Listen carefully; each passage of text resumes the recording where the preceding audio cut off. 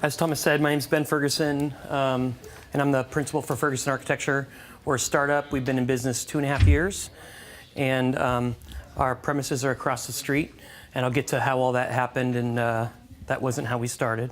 And what I'm here to talk about is my journey. I don't consider myself an expert in going from being an employee to an owner, but I've done it, and I think it went pretty smooth. And I'm going to share some of how it was for me. And this is pretty informal, so if people have questions, conversations, and things, we can pop them in. So I've come up with a super secret 3-step plan on how to do this. So I thought I'd start off by kind of explaining the 3 steps to transition from an employee to an entrepreneur. The first step is to have a job.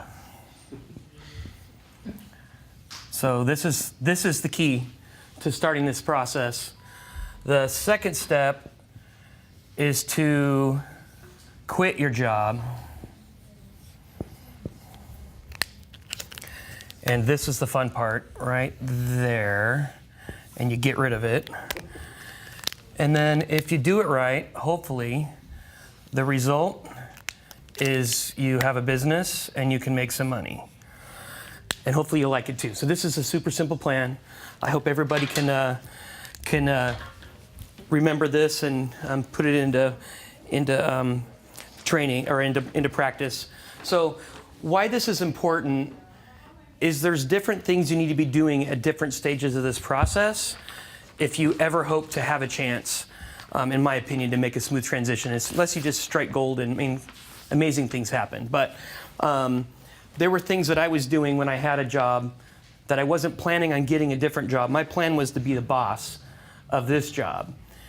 And I was doing my job and trying to be a good employee, but there's certain behaviors that you can train yourself to have that make it so that you have options down the road. And for me, the thing I learned about myself is what I don't like is not having options. I don't like being stuck in a situation where I can't do anything about it.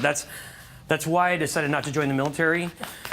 Because one of the 3 things I wanted to be was an architect, a pilot, or a general. And when I realized that you don't start out being a general, that you have to work for other people a long time and you can't quit, that was hard for me.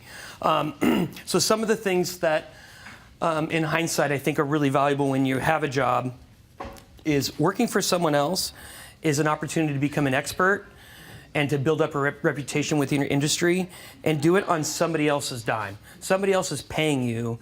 You're making mistakes. You're growing. Hopefully you're working for somebody that has really high-level skills that you can learn from.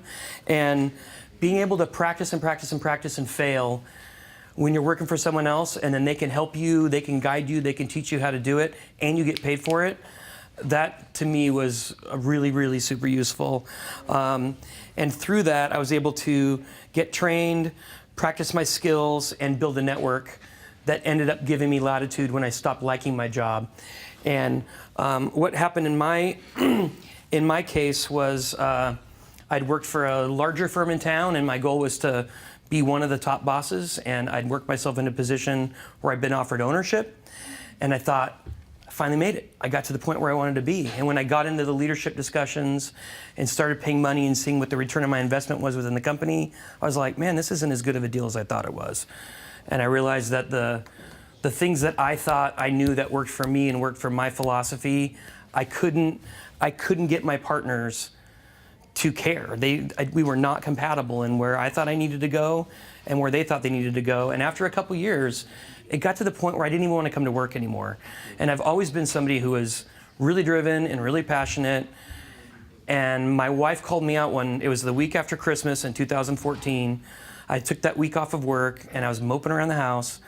And my wife said to me, she said, "So is this who you are now?" And I was like, "What do you mean by that?" And she said, "Well, you used to be really excited about it. This is what I really liked about you is you had a passion for something, you were going for it. And now you complain about work and you don't like your bosses and it affects all of your personality. And do I need to get used to it or are you going to do something different?" And that was a slap in the face. Like, I've been thinking about what am I going to do, but when the person you value the most says, dude, you're not yourself anymore. That for me was, I need to do something. So what I did is for the next 3 months, I started working on how can I quit my job. And this is the second part. So if you do this part without doing the right planning in this part, it could be pretty painful. And what I was worried about is when you quit a job that's a pretty good job, I'm an owner, I had equity that I had to forfeit a portion of my equity when I left. The question is, am I completely blowing up everything that I've ever done? I've been putting all this investment in something, and if I leave now, will I be able to keep my house? Do I screw up my wife's family, her whole life, all of our plans? I mean, our kids are getting out of college. It's the time we're supposed to be living. And I didn't want to blow it all up because I was being a prima donna. So that was my big concern. So what I did for 3 months is every night when I came home and on the weekends, I started putting together a business plan. And it was a lot less of the vision and mission stuff, and I'll talk about that a little bit later. For me, I was pretty certain I could win work because I'd been winning work for my last company. The question for me is, can I survive financially, and how big of a hit is it, and how big of a step back do we have to take? How do I pay for it? That was all the stuff that I was trying to figure out. So at first I took a spreadsheet and I just started making tabs for everything that I could think of. What are my expenses gonna be, and what are my taxes gonna be, and what does payroll look like? And I just started brainstorming everything that I could figure out that I needed to know. And then I started researching each one of those tabs and talking to people that I trusted. And I just started digging into it and building lists and lists of what my expenses could be. And then I started looking into accounting stuff and figuring out, how do I categorize these things? Because I'd never done that part in a business before. And what started to transpire was a pretty decent financial business plan that gave me what my expenses minimum were going to be per month, how much it was going to cost, if I have an office, how big of a bite is that, can I afford that? And what we decided was we looked at our bills and figured out, if I got rid of everything we don't need, how much do we need to survive? And then can I make that much money? And if I can make that much money, I'll do it. And by the end of March, in 2015, I decided we're going. So probably by the 20th, I told my partners that I was planning on leaving as soon as it was reasonable within transitions. And April 1st, I no longer had a job. So that was the quit the job thing. And some of the pieces, I'll read through some of the items that I was working on during this process. And I think this is something in business, or if you're going to do something drastic like this, I think it's really critical that you're honest with yourself. It's really easy to tell yourself, yeah, I'm great. People are going to like me and people are going to give me business, but it's the downside's catastrophic if you're wrong, at least for the position that I was in my life. So I think being brutally honest with yourself in life is helpful, but especially when you're doing something like this. One of the books that I read during this process that really helped me galvanize what I was looking at is Pete Carroll's book, the Win Forever book. And it's not really a football book. It's about he got to the pinnacle of the NFL as a coach twice, and he failed both times miserably. And what he came to the realization is, I'm trying to be the coach that I think a coach should be, instead of the coach that I think I should be. And so he determined, what is it about me that makes me special, and how do I build an organization around me? And his focus is competition. Mine's about thrive. So what I realized about myself is, if I like the clients I'm working for, I like the people I'm working with, and I'm impressed with them, and I'm doing projects that I find stimulating, and I'm making enough money. I don't need to be rich, but I'm making enough money where I can pay my bills and do some stuff with my kids, and I have enough time to spend time with my family, I'm good. That is the baseline for me. If I don't have those things, I don't care about anything else. For years, I worked 16, 70, and 80 hours a week, and there got to be a point, one of the reasons I left that firm, I didn't want to do it anymore. It doesn't work for my life to be up at 7 in the morning and come home 7 o'clock at night. It sucks. Aren't you doing it now? Not anymore. Not anymore. The first 6 months I was. Okay. I've built my business model around the idea that we need to make money, but the point is we don't work a lot. Most of my staff works 40 to 45 hours a week in an industry where people work 60 hours a week. And that is our thing. And I'm making it our thing, and I get great staff because they're tired of that. And it's our calling card. It's the way we attract staff, and we're new, and it's not easy to attract. I had people quitting jobs that were perfectly good jobs to go work for a startup when I wasn't sure I was going to have work in 2 months, because they believed, hey, if we can do this, this works. So that was my thing, and I don't think that there's one magic bullet. Everybody has something special about them that they care about, and I think if you live that thing and you promote it to people, some people are going to like it, and some people aren't going to like it, and that's fine. My business model isn't based on I need every project in the world. I only need a few. So I'm looking for people who agree with that. So the Pete Carroll book was really big for me. In Vision, some of the things that I was looking at is, and I would encourage you to look at, is who are you? What makes you special? What do you sell? Which is a pretty basic one. Why are you different than all the other people that sell something? Like, why would they hire you instead of someone else who's been doing this? And who is going to hire you? There's a program that I started using after I got my head into this a little bit, and it's called LivePlan, LivePlan.com, and I think it's $20 a month. And it's a pretty good business plan program that it prompts you with things to be filling out. And what's nice about it, and what I really liked about it, is once you get your financial pieces in place, you can say what your bills are, and you can say what projects you think you might win and how much their value is, and it will project your cash flow. And anyone who has a business, cash flow is everything. If you don't have cash flow, you have tons of stress. Anytime where I find my body start twitching or my face is getting weird, it's usually because my cash flow is low, and I'm thinking about how do I make payroll, how am I going to do these things, and we'll get to that in this, because it's not all rosy owning a business sometimes. Yes? You said Life Plan? Live, L-I-V-E. It's really affordable. You don't even need to have it all the time. You can do a little while, and then you can say, I'm going to suspend it for a while, and then you can come back to it. Yeah. When you told your partners that you were going to leave, how did they react? And Not how great. Did you, if you did, maintain that relationship? I think this is probably my biggest disappointment in this whole piece. I felt like I handled it with integrity, and I felt like I was being true to myself. And I think this is one of the challenges, I think maybe in life, but definitely in business, is I think businesses like to tell the story that we're a family. And I think it's a story. It feels good. But generally, people aren't really focused on your benefit. They're interested in your benefit as long as it's in their benefit. And I don't think it makes sense to be cynical or to be angry about it. But I've been in multiple businesses where it was all about family. It was all about, but at the end, it never proved true. So of the partners that I had, 2 of them are close friends still. A couple of them, when I see them, we smile. And a couple said some pretty nasty things when I left. And I thought, wow, they were people that I really valued. And it hurt. It still hurts. Makes me sad, because they were people that I used to text to, and we'd go on trips, and they were my friends. So I think I'm the kind of person that likes connections, so I don't think that I would do anything different the next time. But I even tell my staff, I tell them, hey, this is important to me, and we're a team, but the person who really cares about you the most is you. So make sure that you're honest about who you are and what you need, and if it works for us, it works, and if it doesn't, let's talk about it.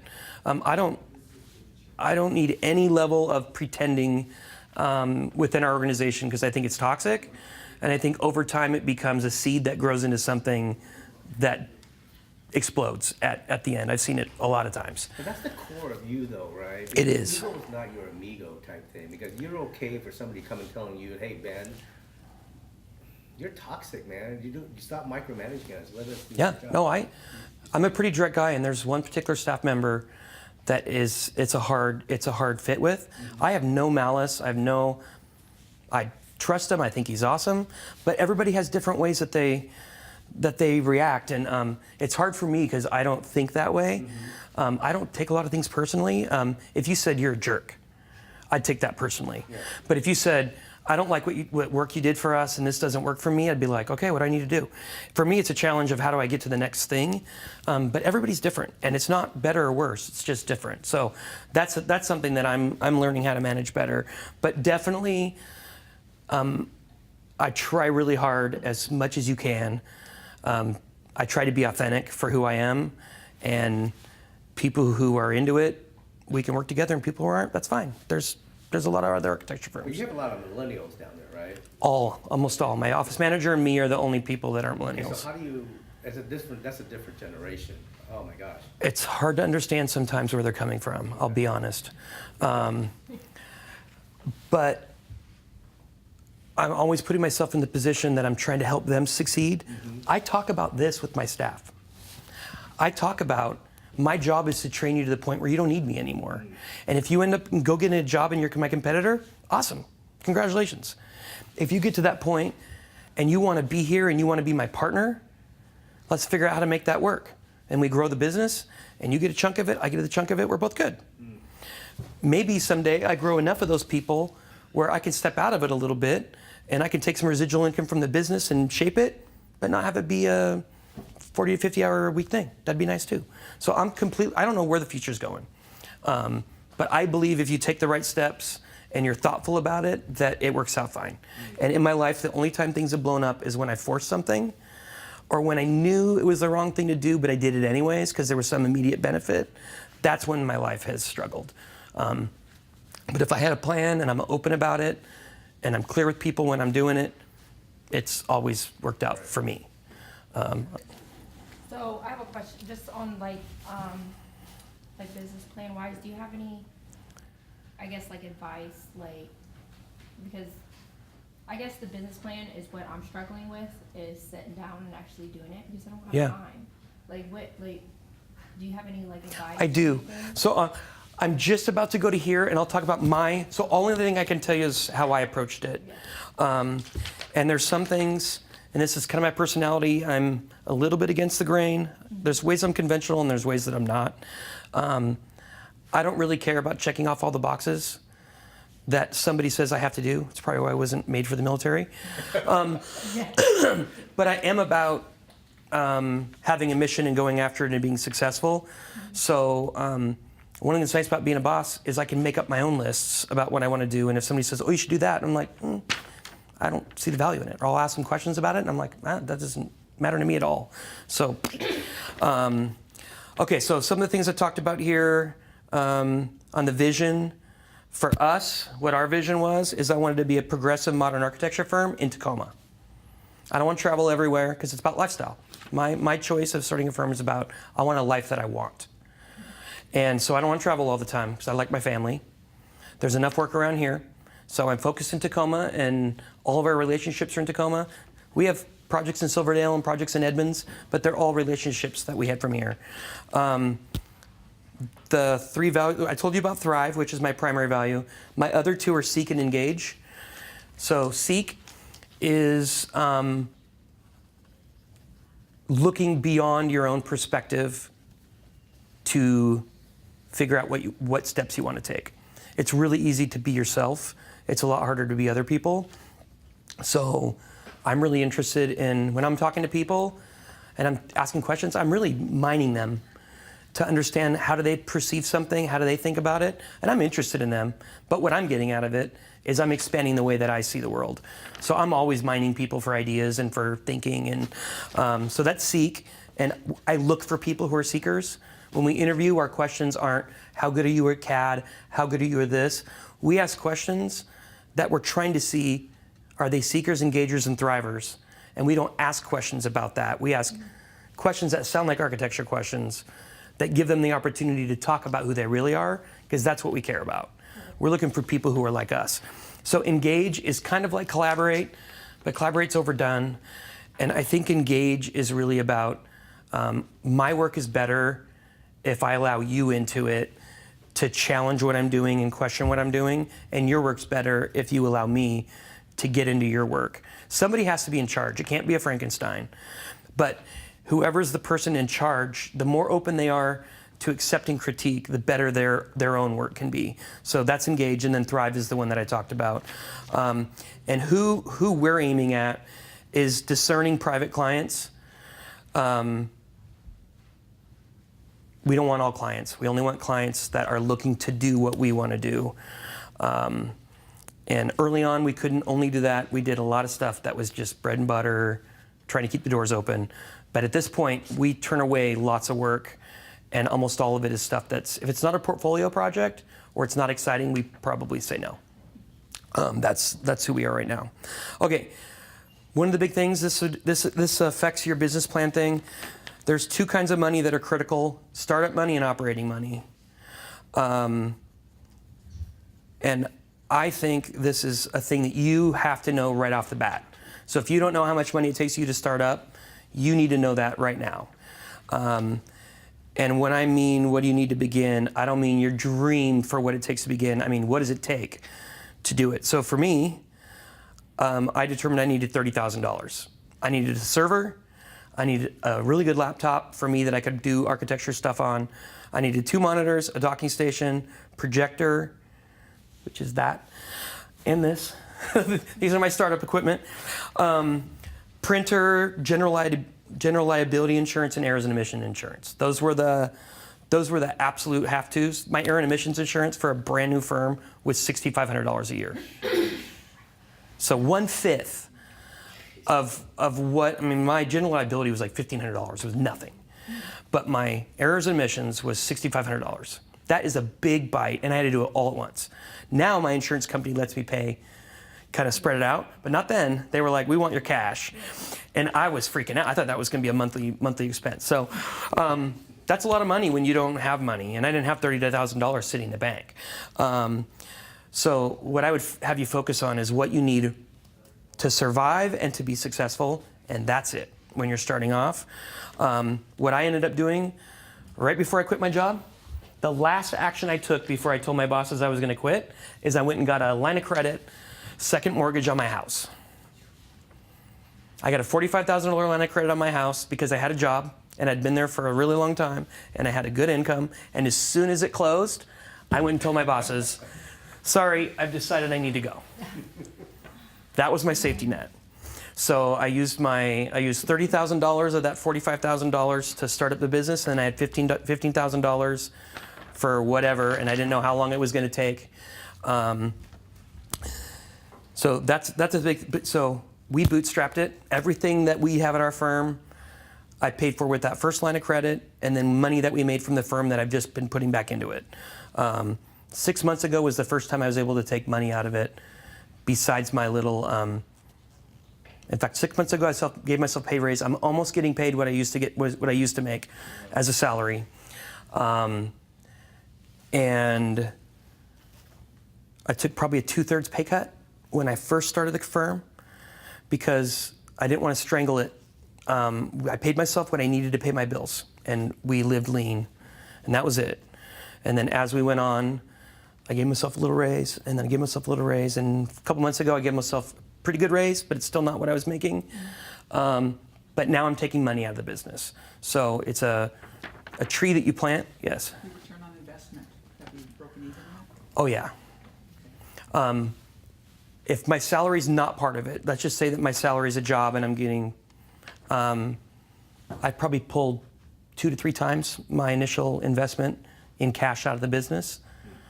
So it's not, I mean, I'm feeling pretty good about it after 2.5 years.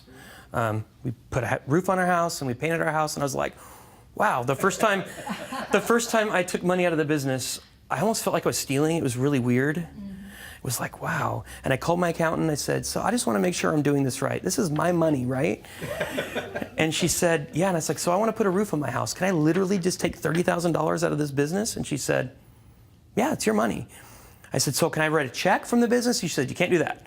You have to write it to yourself, put it in your personal account, and then do it. So my next question, being a banker, a former banker and all that, I'm always paying taxes.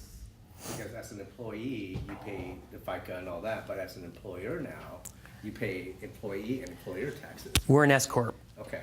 So I did an S Corp So LLC or S corp were the two that were reasonable fits for me. So you were a single entity S corp, right? Correct. I'm 100% owner. My decision, and this is one of the things that I'm going to point out here, is two of the things that you need when you're ready to actually start your business. You need to consult with an attorney to find out from a risk standpoint what is the right structure for you, and you need to speak with an accountant to talk about from a tax standpoint what is the right structure for you. What we decided on was a S corp. The two that seemed to work for me was a LLC and an S corp. Both of those are pass-throughs, so any money the company makes, whether I take it out or not, it shows up on my income. The first year we made a tiny bit. Last year we lost $1,500. Didn't really lose. We're like buying stuff, but on books we lost $1,500. And this year it's going to hurt. So it's I'm willing to have it hurt. I think it's a better problem. But this is the first year where I'm going to pay significant taxes, and my accountant's starting to have me make kind of payments to ease the blow. But okay, so startup money is really important. Are you going to bootstrap it? Are you going to get a loan? Are you going to get an investor, a partner? All of these things have implications. Investors are going to want something for it. For me, having somebody else in control of the business was not acceptable, because that's why I quit my last job. I felt like I had a vision that was going to work, and I wanted to do it. That was the whole point. Almost had a partner. There's parts of it that would have been a lot easier if I did have a partner, because I wouldn't have to carry all the burden of running the business by myself. And there's times where I really want that. But there's other times where you want to make a decision, and I don't have to convince anyone. I can talk to my staff, I can talk to my wife, say, hey, I think this is a good thing to do a little homework to make sure I think it's going to work, and I can just do it. And it's nice. It's really nice. So, but everybody needs something else. Operating money is what my most focus is on now. 2.5 years in as a business owner. It's important when you're early because it helps you know how long can you survive if things don't go the way you want it to go. So really think about what your monthly expenses are, and there are a ton of them. It isn't just what you think they're going to be. Like, you have to really think about everything that you might have to do. And if you get staff, that pile doubles, because there's all kinds of things you have to do and pay for and report for. So those are really big decisions. For me, I had $15,000 excess in my line of credit, and I was assuming that whatever money I made, whatever we billed, so in my business, you do work for a month, then you bill at the end of the month, and then 30, 45, 60 days later, you get paid. So the day you start, best case, it's 2 to 3 months later that you're going to see any money from it. So at first, it's really painful. Whenever you hire someone, it's painful, because you're basically floating them for 3 months before their revenue starts to come in from them. But once you get used to it, it's okay. But that cash flow thing is really important, and I think it's probably the most critical thing of staying alive, is making sure you don't outpace your operating money.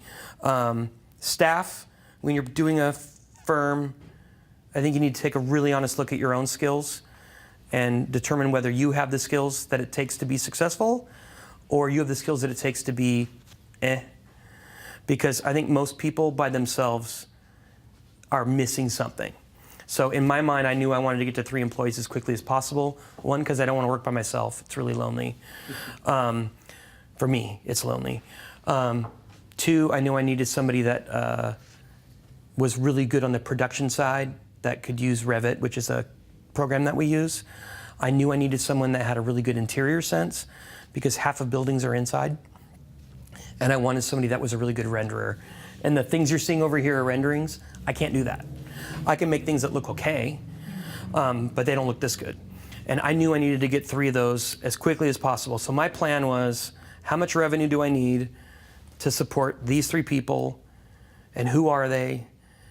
And that was my plan. And I was chasing for that from the very start. So luckily for me, because I'd done my work here, the second I sent out an email to all my contacts that I kept, Apparently some of my contacts were attached to my work account and I didn't know it. So when that got shut off, like half my contacts went away.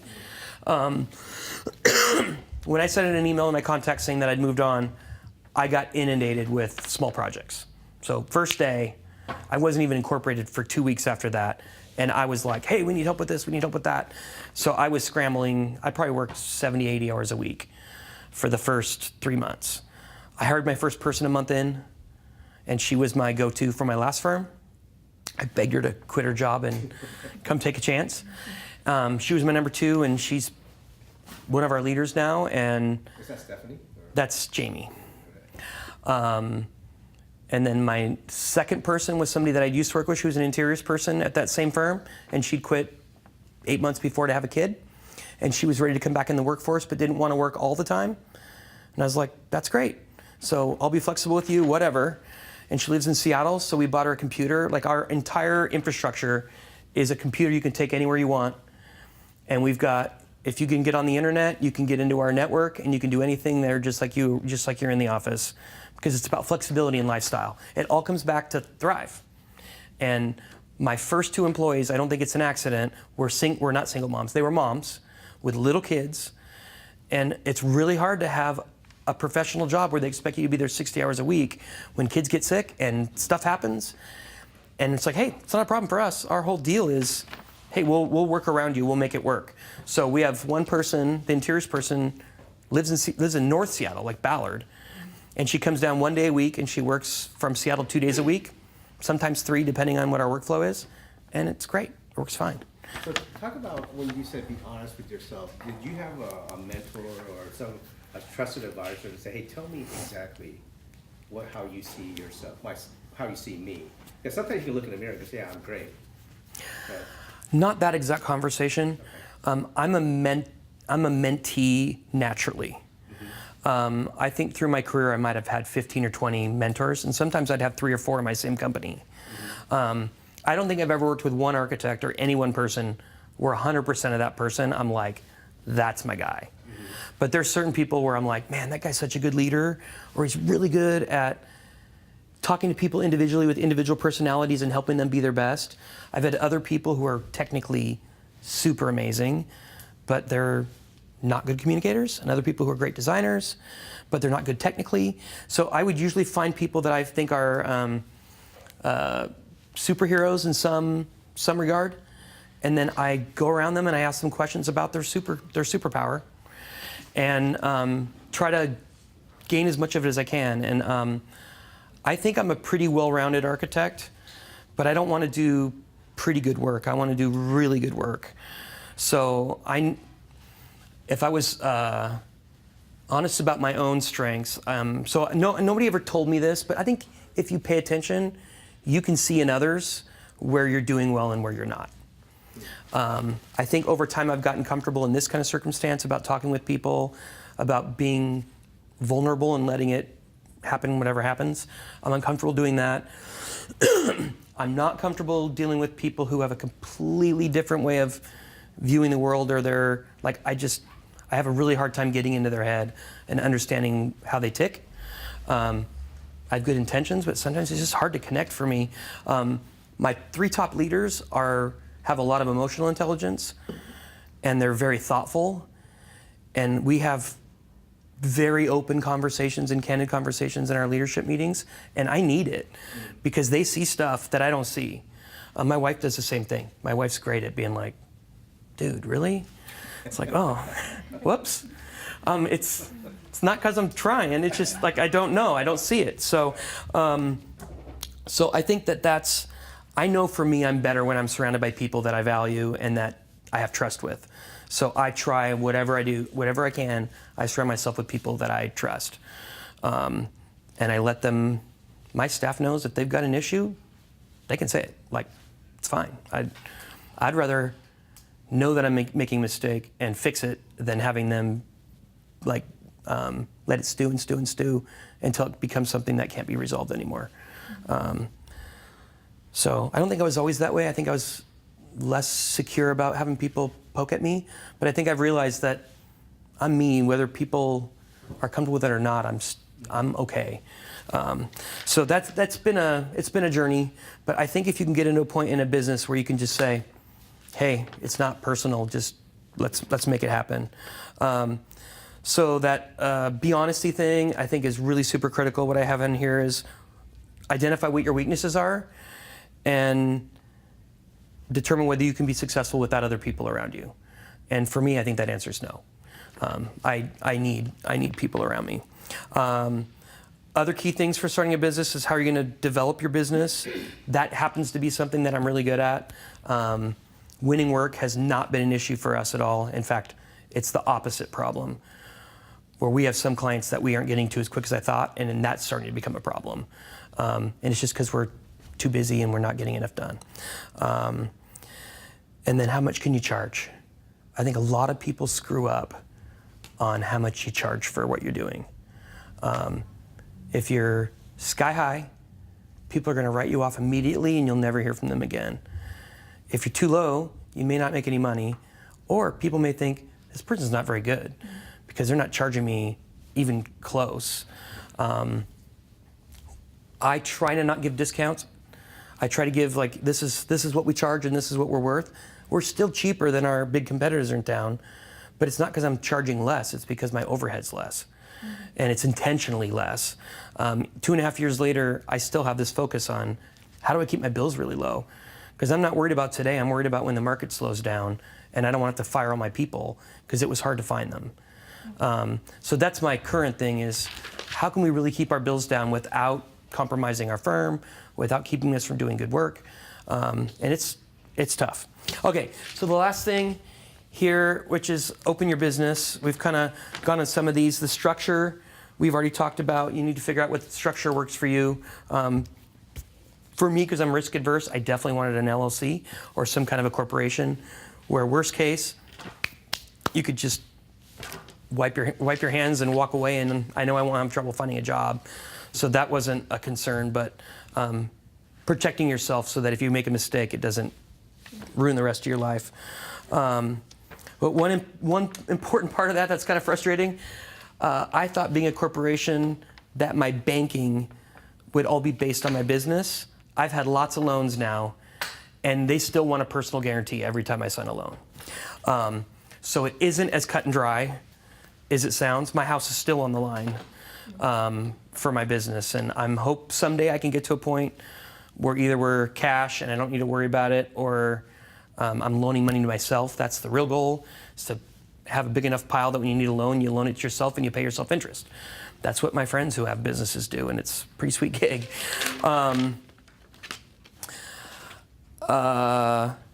Office location, to keep my overhead low, I started in my basement.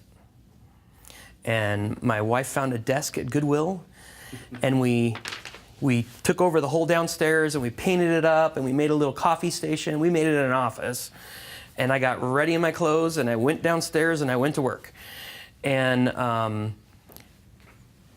the first 8 months we were there, and by the end of it we had 5 employees and we were jammed.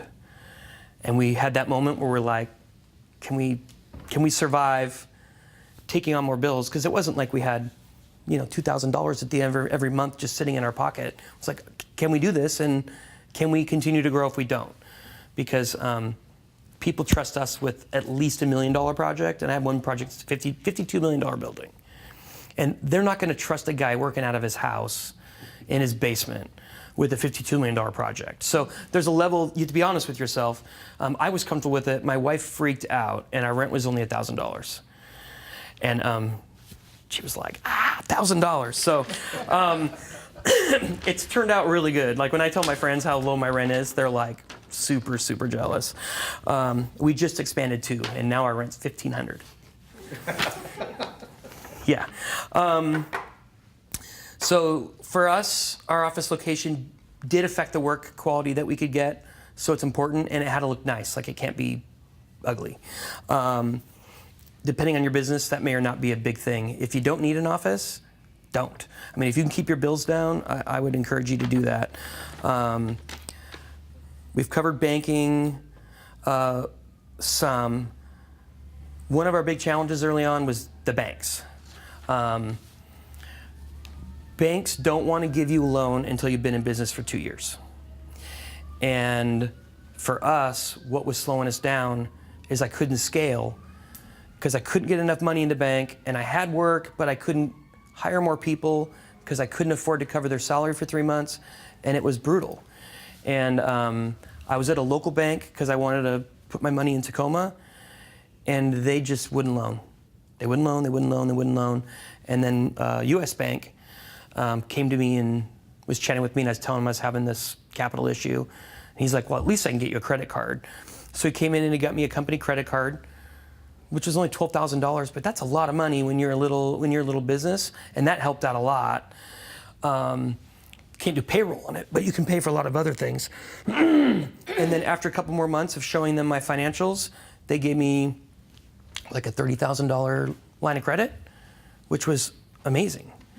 And what's been interesting is every time we get to a point where it's uncomfortable, like right now, I'd like to hire 2 or 3 more people, but between cash and line of credit, I feel like if I had a bad month or two, that it could be all gone. So I don't want to continue to make that problem worse. So we are just saying no to work. But banks catch up and then they go, wow, you had a really good whatever, and then instead of a $90,000 line of credit, they're giving you $150,000. I mean, it's in their interest to lend you money, but they're always slower than you need it. And I think that's that's your world. But that's been my biggest obstacle in the business is having access to capital when you need it.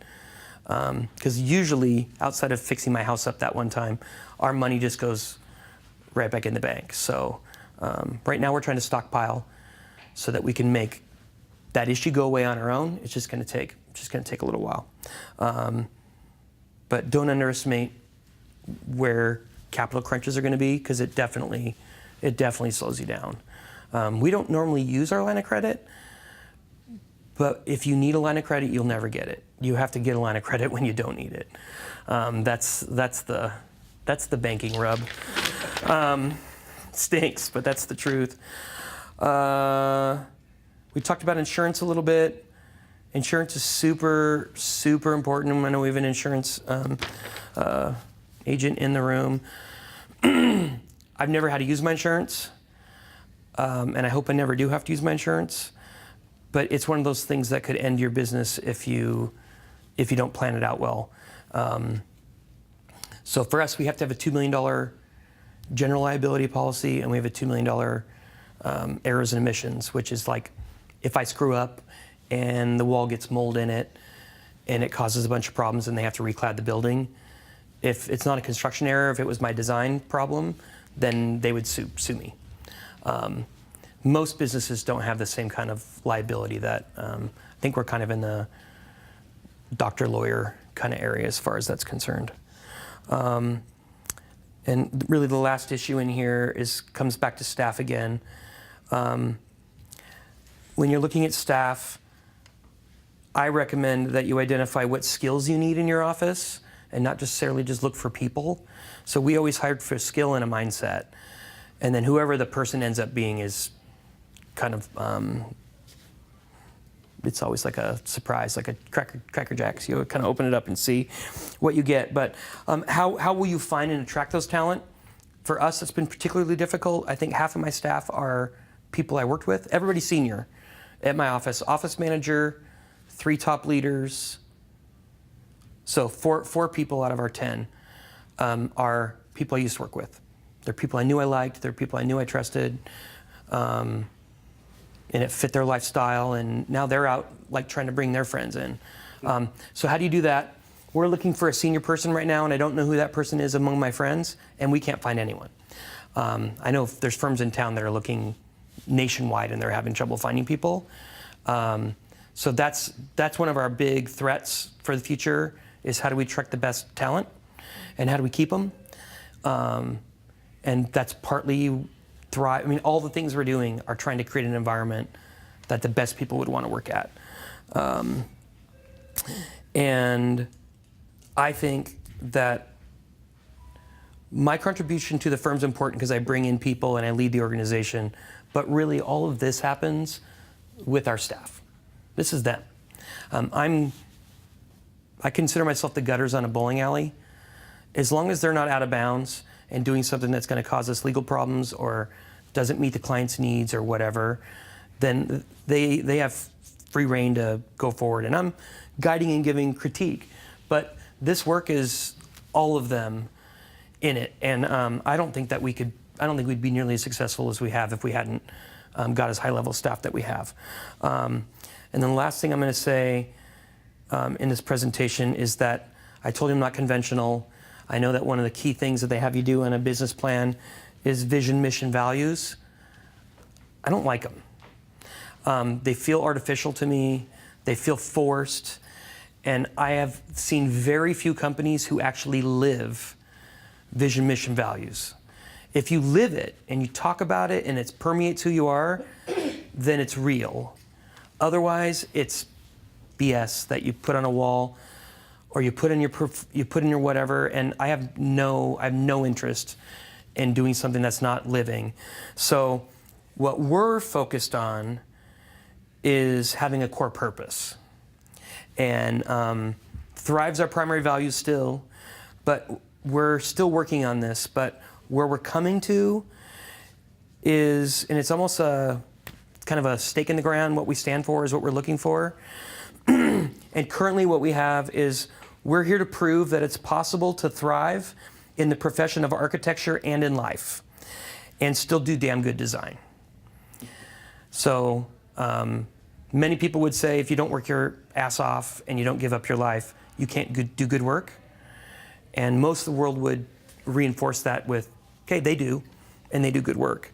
And we're trying to show that if you set it up right, you can. So that's who we are and what we're doing.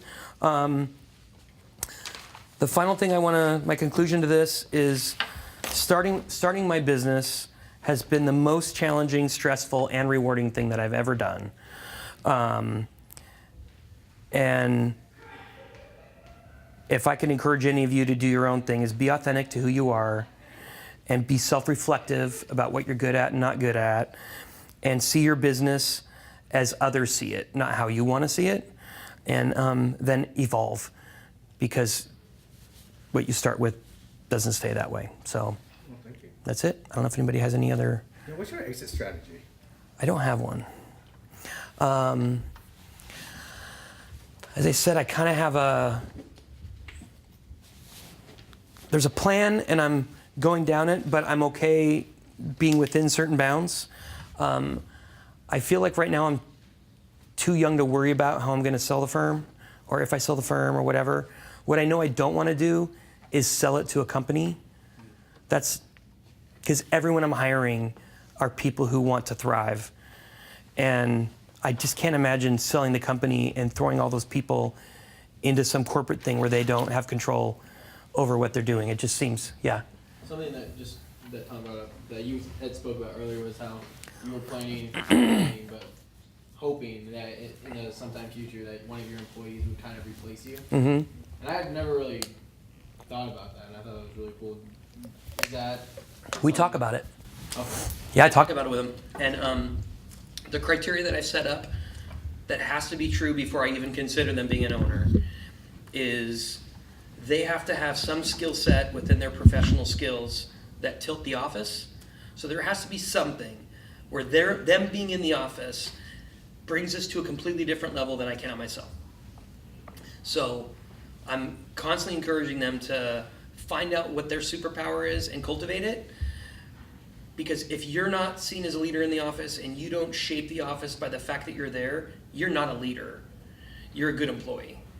So I'm constantly encouraging them to do that. And then the second one is to be a principal in an architecture firm, you should be a breadwinner. You should be somebody that clients are going to give work to.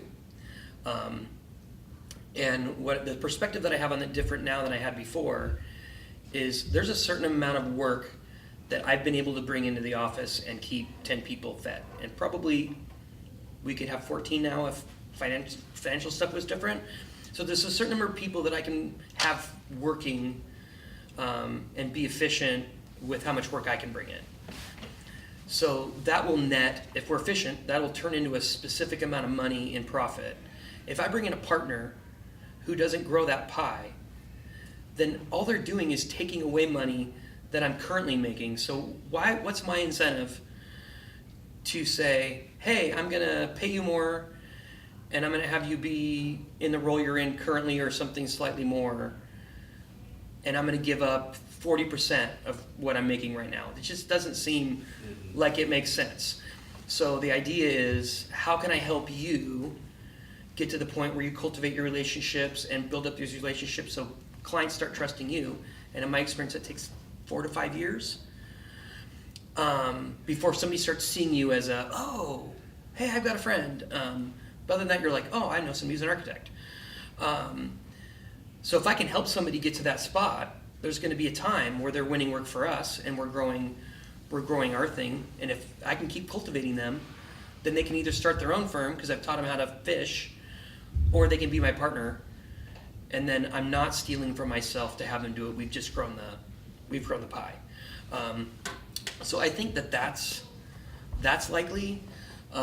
Worst case, I would go along with this for a point and nobody was stepping up, and I would either go proactively find someone that fit into our thing and incorporate them into the organization and have them eventually take over, or maybe have a competition within the office to see who's interested in being this, and here's the skills that I'm looking for, and you have 2 years or whatever to prove who's the right person or the right two people and let them do it. I'm not super worried about it though. It'll be fine. It'll work out. And if it doesn't, that's fine too. Well, it's pretty impressive to me, because when I'm hearing you talk, I mean, I would love to be your banker because you run your business off the balance sheet, understanding your financials and stuff. A lot of times when you got business owners, they kind of like, let's just go get it because it's gonna make us money. But reality is that they didn't do their homework. And, you go out and spend, $15,000 on equipment, and in theory, you're only bringing in $1,000 additional funds. Yeah. Right? It doesn't work. It doesn't work that way. But just to add before I forget, Ben talks about business plan and all that. I'm not a big fan of the business plan either, because I think it's the first casualty of anything, because you make it and all of a sudden it doesn't work. So next week we have Greg Paley coming in. He is an attorney and he consults across the country, and he talks about, his story is about minimal viable stories, but it's almost like it's a lean canvas, but he doesn't like the word lean canvas. But he really nails down of who you are, what product you have, and who really cares about your product. And I think that's where you're going with it too. The business plan is just a bunch of BS sometimes. And corporate America is known for They that. need it. Like, one of the reasons I never did an SBA loan, Mm-hmm. so they're saying, oh, well, if you do this, you can get an SBA loan. But I was gonna have to do this giant, Mm-hmm. and I didn't have time to breathe or sleep, let alone create a business plan. And I told the bank, it's like, forget it. Like, Mm-hmm. I can't fail on my projects Right. so I can grow my business, because I won't be able to grow my business if I fail my projects. So yeah, it's a tough one. Yeah. Any questions? Why do you? This is kind of a weird question. Why do you charge less than the bigger competition? Like, why, if you're turning down people, right, and then you have the opportunity to make a lot more money, why? Like, do you not think that people would hire you if you were in the same ballpark as? It's a good question. There's a couple of areas that you can maybe set yourself apart from somebody. One thing that's challenging, in my world at least, it's not super obvious what people charge for things. I know that firms have overhead. What we try to do is pay our people. I work really hard to figure out what pay is in the Seattle. So I buy reports every year that show nationwide, different states, different areas, what people in different roles make. So the fundamental basis of our business is knowing what I charge my people, and we're very proactive on giving people raises, because I don't want them to be like, man, if I just quit and went over there, I could make 12% more. Don't want that. So we're constantly looking about what should somebody be being paid. So the last 2 years we've given 8% increases to pretty much every person every year. And it isn't because I don't want money. It's because our industry has so much demand in it that that's what people are getting. So for me, the fundamental basis of everything that I charge is based on what I call my direct expense, which is payroll. So every person that has a salary, I divide it by 2,080, which is however many hours are in a 40-hour work week for a year, and it tells me what their cost per hour is for what I'm paying them. Not my taxes, not all that garbage, just their direct cost. And then I multiply that by 3 to 3.4, and that's the range that I charge. And I try to charge 3.4 on that. And the idea is that one of those multipliers goes towards the person. One of those multipliers goes towards, usually it's actually about 1.4 is what my overhead cost is. And then one multiplier is supposed to be the profit, and that's what I grow the business from. So, and I think that's what everybody does. It's just that the overhead number for big firms is more. And I think there's a level that maybe I could charge more, but I think that 3.4 is the right amount to charge. And I think it's a tough line of if you could squeeze every penny out of something. I wonder sometimes if you lose people's confidence.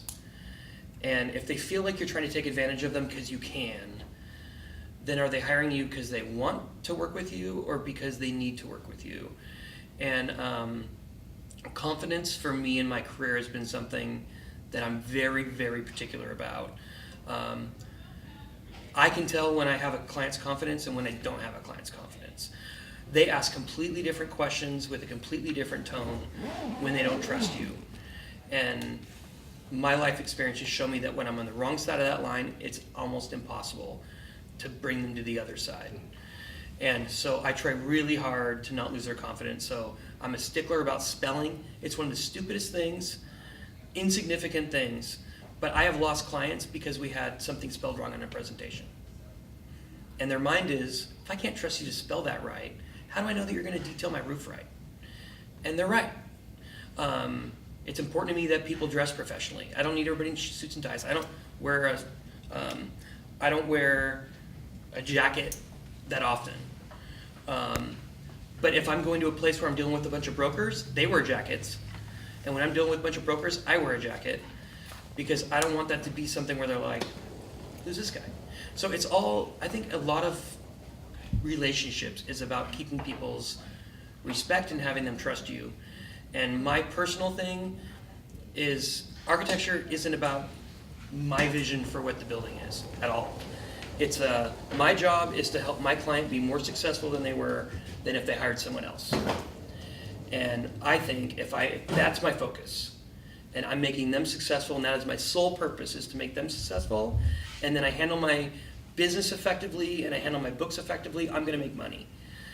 And could I make a little bit more? Potentially, but is it worth it? I don't think so. So that's for me. I'm trying to charge the right amount where I can take so no one's ever asked, but I could take my books, put them on the table, and say, this is why I'm charging you this much, and this is why I think it's fair. And if you went to any other company that's credible, I think that they would approach it in a similar way, then I can feel good about it. I know in construction prices have gone through the roof. And I don't think it's because things have gotten more expensive. I think it's because there's an integrity issue at play where people are like, I'm in demand, I can charge 50% more, and who's going to stop me? And I don't want to do that. I don't think that's going to be a long-term win for us. And then, again, thrive. My whole thing is thrive. I want to treat people well. I expect them to treat me well. And I fired clients. I've had clients that weren't making me thrive. And we agreed to separate because it's not fun. Life's too short. Why be miserable? Well, thank you. That was great. Thank you. Thank you.